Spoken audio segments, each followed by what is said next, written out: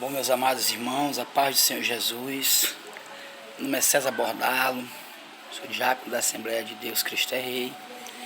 E eu venho dar um recado para todos os irmãos, para os pastores, que são responsáveis por congregações as quais estão fechadas. Tá, meus amados irmãos? Sabemos que nós vivemos uma situação muito difícil, a qual o país se encontra. Louvado seja o nome do Senhor por isso. Porque a própria Bíblia diz que para tudo nós temos que dar graça. Então, graças a Deus por isso também. Mas, meus amados irmãos, eu venho trazer uma notícia para todos os líderes, irmãos. Porque, meus amados irmãos, nós temos que voltar a fazer os cultos presenciais. Nós temos que abrir as portas das igrejas. A nossa congregação ela não fechou. A gente continua fazendo os cultos para a glória do Senhor.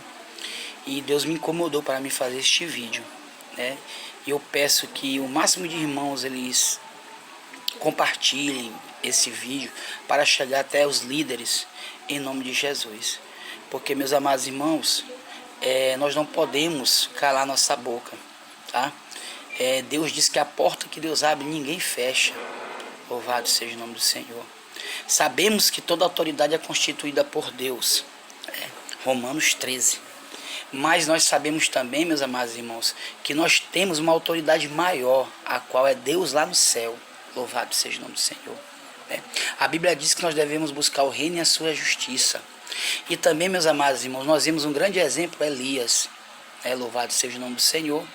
Sabemos que Acabe e Jezabel, eles eram rei e rainha e eram autoridades constituídas por Deus, porque eles eram líderes.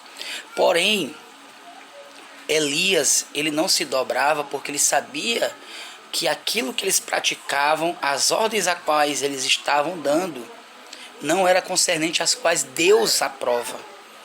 E nós vemos, irmãos, que as igrejas estão fechadas.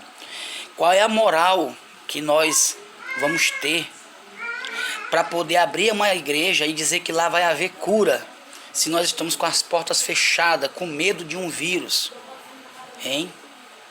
Eu quero deixar uma passagem em nome de Jesus, a qual está lá no Salmo 127, que fala assim, se o Senhor não edifica a casa, em vão trabalham os que edificam. Se o Senhor não guardar a cidade, em vão vigia a sentinela. Ou seja, meus amados irmãos, não adianta.